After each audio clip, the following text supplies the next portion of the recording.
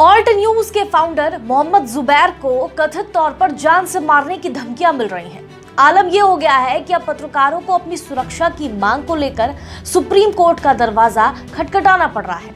सवाल उठ रहा है कि क्या इन दिनों पत्रकारिता का रास्ता जेल से होकर गुजर रहा है। सरकार से सवाल करने वाले पत्रकारों को कब कौन कैसे दबोच ले, झूठी धाराओं में फंसाकर महीनों जेल में बंद रखे।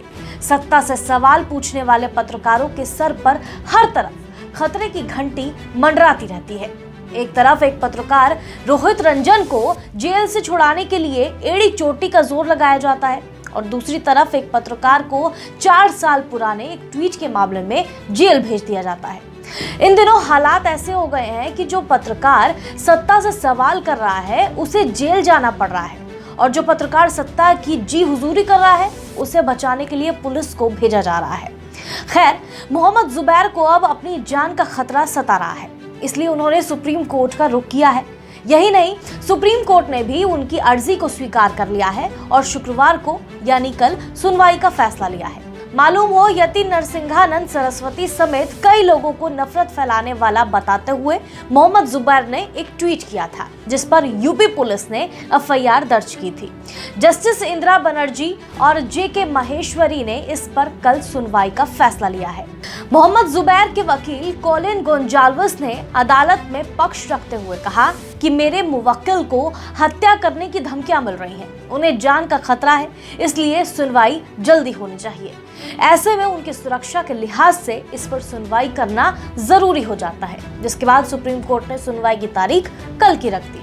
बता दें, इससे पहले जुबैर ने एफआईआर को रद्द कराने के लिए इलाहाबाद हाई कोर्ट का रुख किया था, लेकिन वहां से उन्हें राहत नहीं मिल पाई थी। इलाहाबाद हाई कोर्ट ने 13 जून को जुबैर के खिलाफ दर्ज केस को खारिज करने से इनकार कर दिया था। यूपी पुलिस ने जुबैर के एक ट्वीट को लेकर उन पर मुकदमा दर्ज किया है जिसमें उन्होंने यति नरसिंहानंद, बजरंग मुनि और आनंद स्वरूप को नफरत फैलाने वाला बताया था।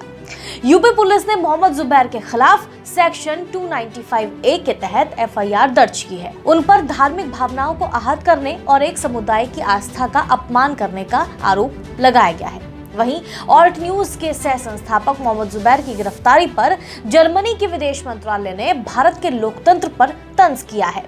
दरअसल बुधवार को जर्मन विदेश मंत्रालय की प्रेस कॉन्फ्रेंस में मोहम्मद जुबैर की गिरफ्तारी पर सवाल पूछा गया था। इसके जवाब में जर्मन विदेश मंत्रालय ने कहा कि भारत खुद को दुनिया का सबसे बड़ा लोकतंत्र कहता है। ऐसे में उससे लोकतांत्रिक मूल्यों जैसे अभिव्यक्ति और प्रेस की आजादी की उम्मीद की जा सकती है। प्रेस को जरूरी स्पेस दिया जाना चाहिए। स्वतंत्र रिपोर्टिंग किसी भी समाज के लिए बेहद जरूरी है। पत्रकारिता पर पाबंदी चिंता का विषय है। आपको बता दें, मोहम्मद जुबैर की गिरफ्तारी पर संयुक्त राष्ट्र ने भी 29 जून को विरोध जताया था और कहा था कि पत्रकार क्या लिखता है, क्या ट्वीट करता है और क्या बोलता है, इसके लिए उसे जेल में नहीं डाला जा सकता। खैर, आप इस मामले पर क्या राय रखते हैं, हमें कमेंट करके बता सकते हैं।